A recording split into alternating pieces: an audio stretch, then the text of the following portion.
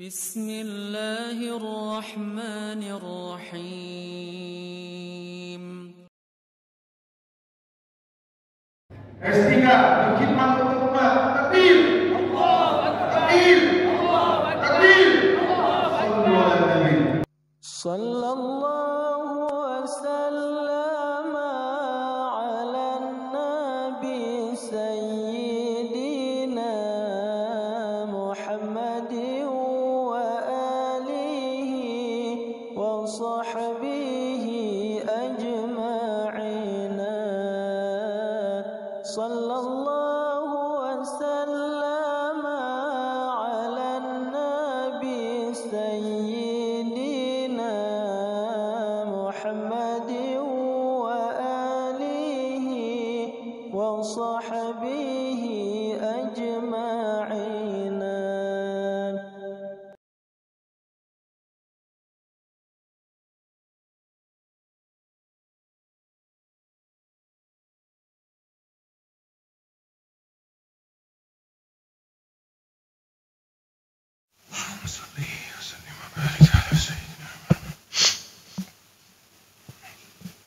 Bismillahirrahmanirrahim. Assalamualaikum warahmatullahi wabarakatuh.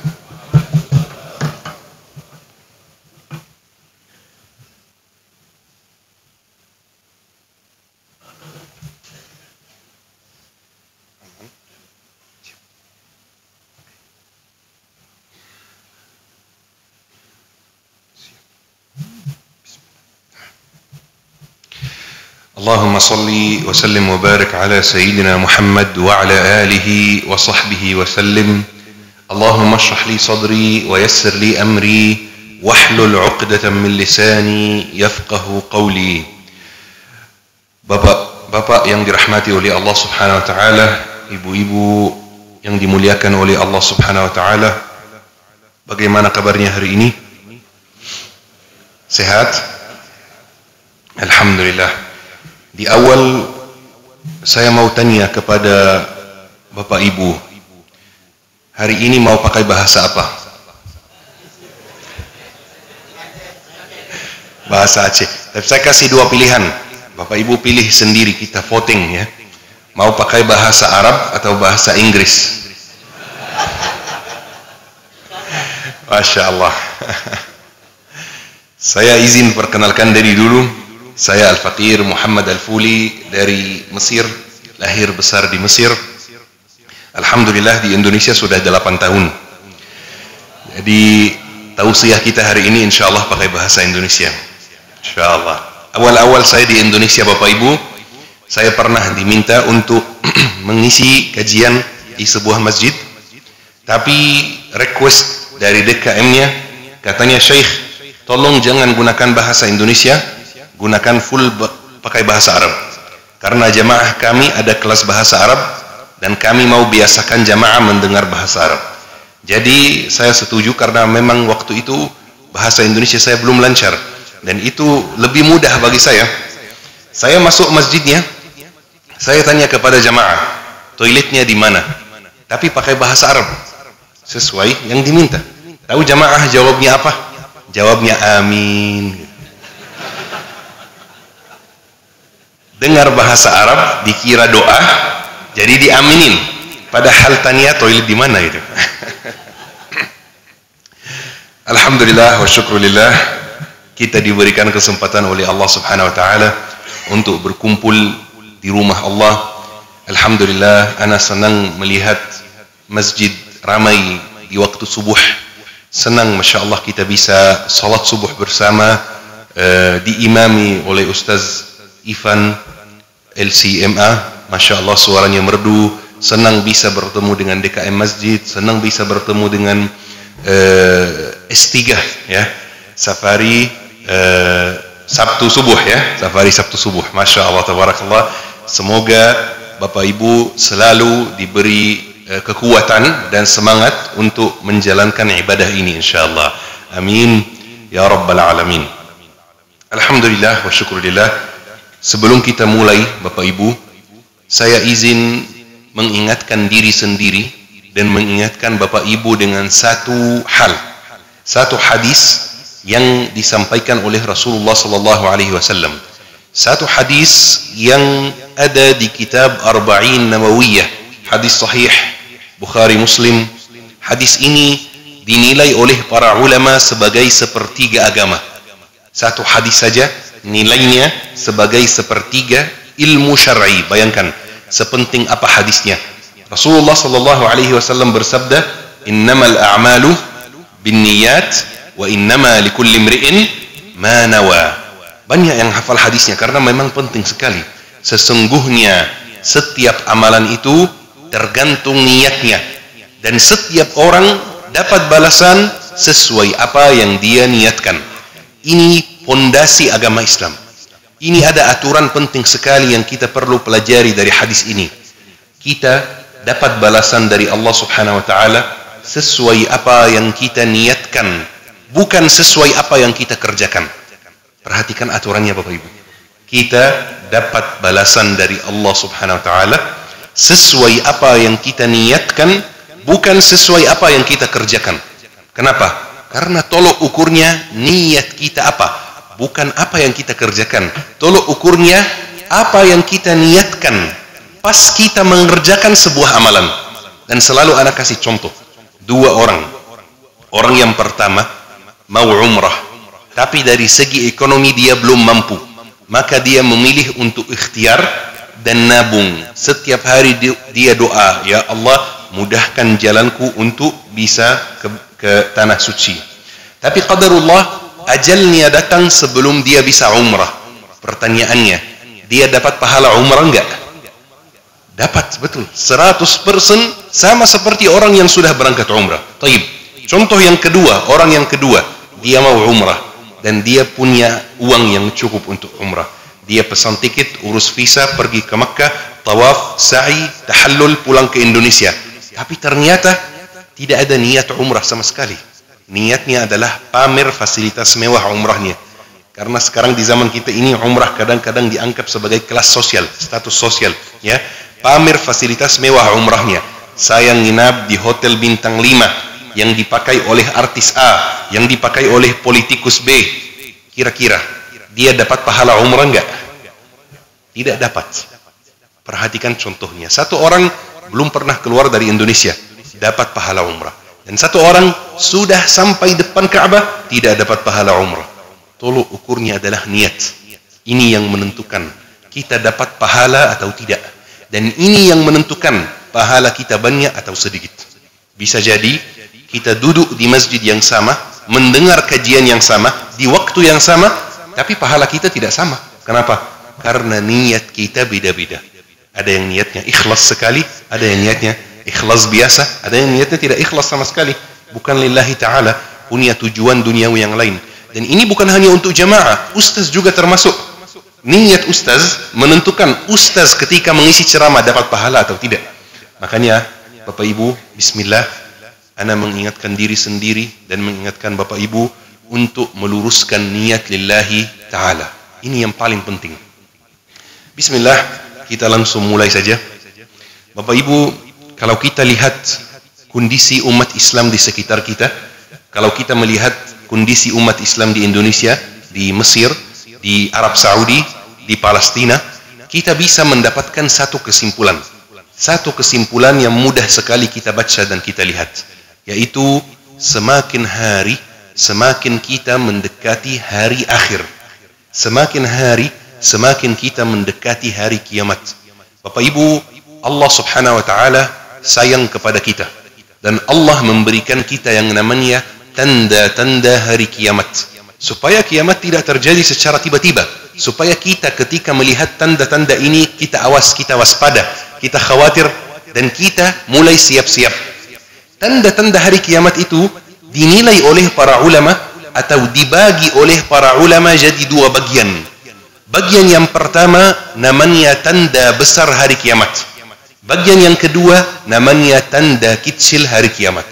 Kalau Bapak Ibu buka YouTube, yang lebih sering dibahas apa? Tanda besar hari kiamat. Seperti apa? Dajjal, turunnya Nabi Isa, Ya'juj Ma'juj, dan banyak hal yang lain.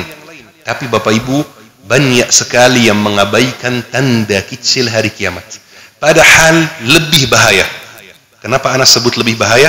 Karena tanda kecil hari kiamat itu jumlahnya banyak sekali, di atas 100, dan hampir semuanya sudah terjadi. Ya, betul Bapak Ibu, seperti yang Bapak Ibu dengar. Hampir semua tanda kecil hari kiamat itu sudah terjadi di sekitar kita.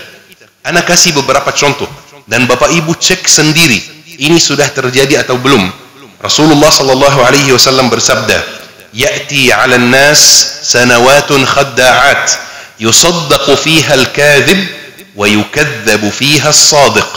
Akan datang tahun-tahun yang menipu manusia, di mana orang jujur dijauhkan, di mana orang jujur dituduh berdusta, dan orang yang tidak jujur, orang yang berdusta dipercaya dan diberi amanah. Ini tanda hari kiamat. Kira-kira ini sudah terjadi belum Bapak Ibu? Sudah, banyak sekali di sekitar kita. Ini bukan kebetulan, bukan. Ini salah satu tanda hari kiamat. Dulu di zaman Rasulullah, di antara 10 orang yang dipercaya, 9 orang baik, 1 orang tidak baik. Sekarang di zaman kita kira-kira berapa yang baik dan berapa yang tidak baik? Mungkin 9 yang tidak baik dan 1 yang baik. Ini bukan kebetulan. Ini bukan kebetulan.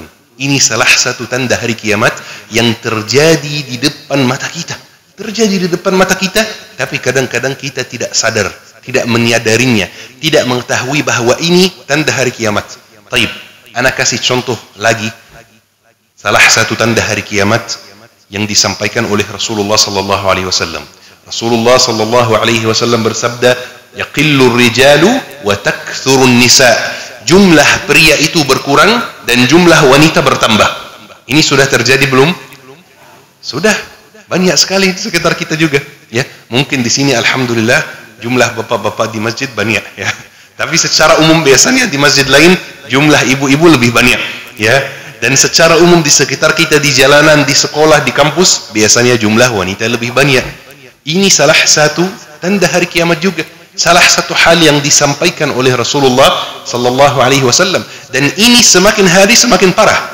Bahkan dalam hadisnya Rasulullah menyampaikan nanti akan ada satu saat di akhir zaman, makin hari makin kita mendekati akhir zaman, satu pria bertanggung jawab atas 50 wanita. Bayangkan, 50 wanita itu siapa? Ya mungkin ibunya, istrinya, ya istrinya tergantung 1, 2, 3, 4, ya. Anak perempuannya, mungkin bibinya, mungkin neneknya, mungkin kakak adik yang perempuannya. Pokoknya semakin hari semakin itu akan memparah. Ini juga bukan kebetulan. Ini salah satu tanda hari kiamat yang disampaikan oleh Rasulullah sallallahu alaihi wasallam. Taib. Satu lagi tanda hari kiamat yang disampaikan oleh Rasulullah. Rasulullah sallallahu alaihi wasallam bersabda, "Taral hufata al-urata yatatawaluna fil bunyan." Kalian akan melihat orang-orang yang dulunya tidak beralas kaki, yang dulunya pengembala kambing, berlomba-lomba membangun bangunan yang tinggi sekali. Ini sudah terjadi belum? Sudah, ya. Kalau kita lihat sekarang pergi ke Dubai misalnya, atau kita pergi ke Qatar misalnya, kita lihat orang yang nenek moyangnya dulu tidak beralas kaki, pengembala kambing. Ini bukan hinaan, ya. Rasulullah pengembala kambing juga, ini bukan hinaan, ya. Jadi melihat mereka sekarang berlomba-lomba membangun bangunan yang tinggi. Ini bukan kebetulan juga. Melihat jazirah Arab itu isinya bangunan tinggi semua, bukan kebetulan. Ini salah satu tanda hari kiamat juga, Bapak Ibu. Taib. Satu lagi, Rasulullah sallallahu alaihi wasallam bersabda, "Yakthurul haraj." Haraj itu akan ada di mana-mana. Sahabat bertanya kepada Rasulullah, "Apa itu haraj?" Rasulullah kasih penjelasan, kasih definisi. Haraj itu adalah pembunuhan terhadap orang-orang yang tidak bersalah. Ini sudah terjadi belum Bapak Ibu? Sudah. Di mana? Di Palestina. Kita lihat di depan mata kita sekarang, Palestina sedang dibantai, sedang diserangi. Palestina, perang ini mulai, perang yang sekarang ini mulai tanggal 7 Oktober 2023. Kita hari ini 27 September 2025. Berarti perangnya hampir 2 tahun. 2 tahun setiap hari ada anak yang dibantai. 2 tahun setiap hari ada wanita tidak bersalah yang dibunuh. Setiap hari selama 2 tahun ada lansia, ada orang tua yang dibunuh oleh Zionis Israel. Palestina sebelum 7 Oktober 2023 itu bukan aman-aman saja sebenarnya. Perangnya masih ada. Tetapi perang yang paling parah sepanjang sejarah Gaza, sejarah Palestina, itu yang terjadi di 7 Oktober 2023. Perang Israel dan Palestina itu ada dari tahun 20. Bayangkan, 1920. Sebelum bahkan Israel berdiri secara resmi. Kalau kita hitung, cuman saya nggak mau Bapak Ibu pusing. Kalau kita hitung, tahun 20 ada perang, 30 ada perang, 35 ada perang, tahun 47 ada perang, 48 ada perang, 56, 67, 73, 85, 95, 98, 2005, 2006, 2007, 2009, 2012, 2014, 2019, 2021, dan 2023. Itu semuanya tahun-tahun terjadinya perang antara Israel dan Palestina. Tapi ini perang yang paling parah sepanjang sejarah Palestina.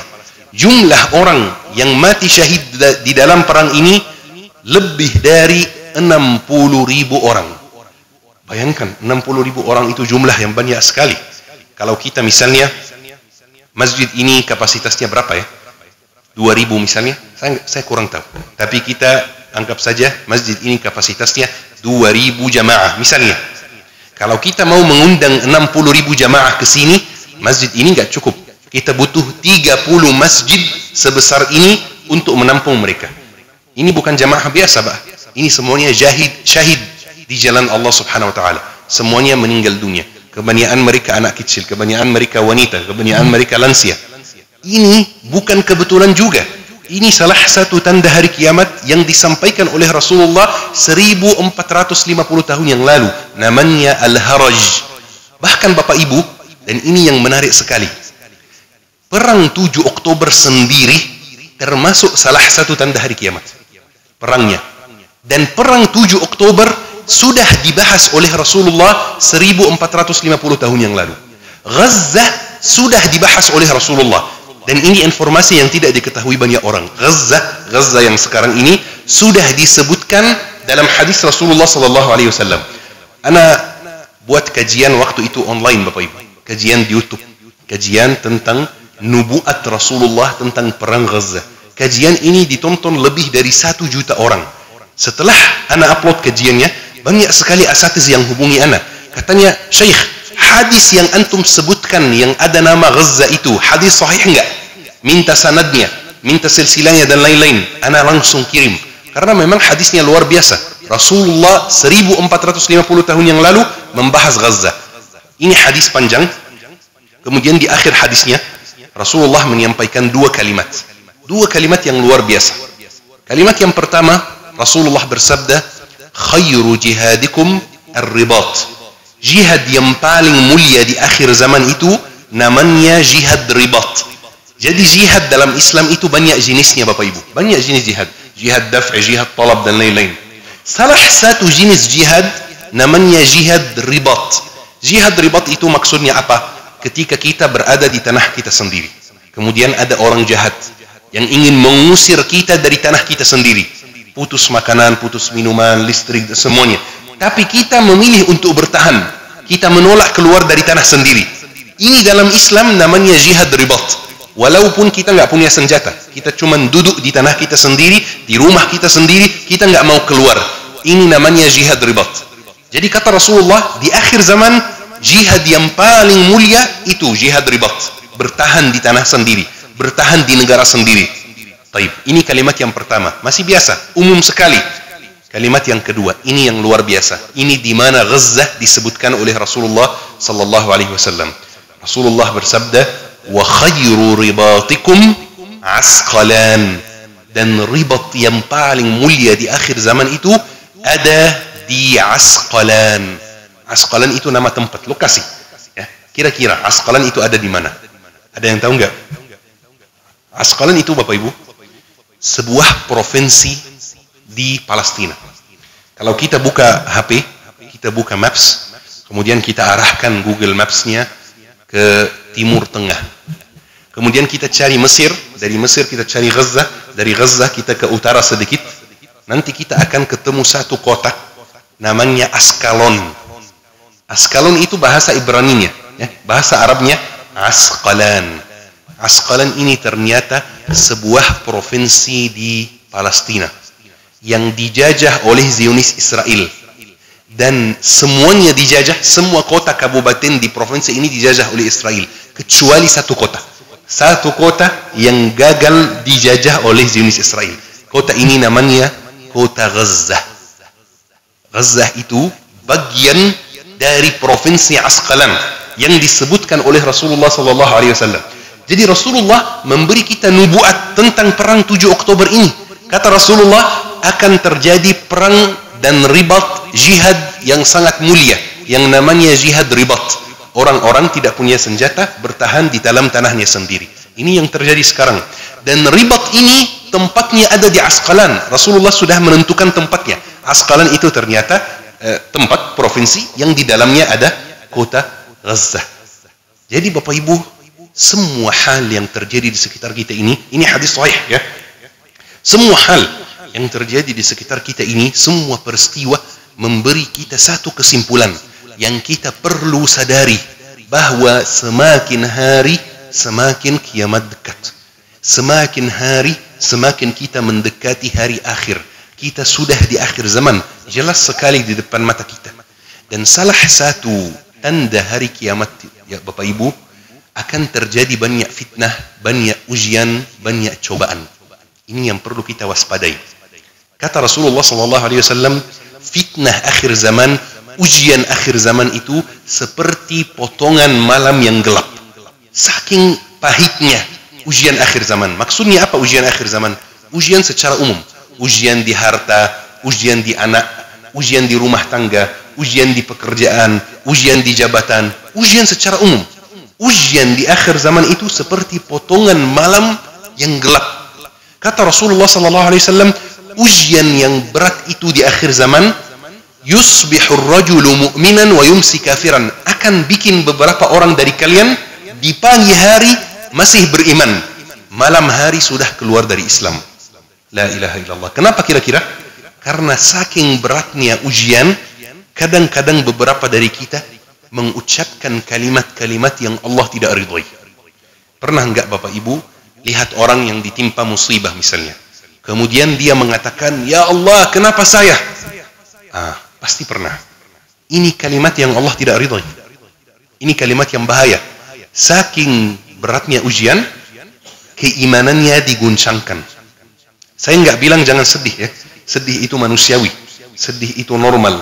Tapi tidak boleh ketika kita ditimpa ujian, kita mengucapkan kata-kata yang Allah tidak ridhoi. Rasulullah pernah sedih, Rasulullah pernah nangis. Ya, kadang-kadang kita kalau membayangkan Rasulullah SAW, kita pikir Rasulullah itu tidak pernah sedih misalnya, selalu bahagia, dan itu kurang tepat, itu kurang realistis. Rasulullah manusia, Rasulullah pernah sedih.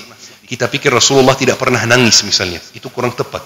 Rasulullah pernah nangis, Rasulullah manusia, tapi Rasulullah tidak pernah mengucapkan kata-kata yang Allah murkai. Tidak pernah. Anak kasih contoh, Rasulullah ditimpa salah satu ujian yang berat sekali, yaitu ujian kematian anak. Berat sekali ujian ini, sangat-sangat berat. Anaknya Ibrahim meninggal dunia. Apa yang Rasulullah lakukan? Rasulullah menangis.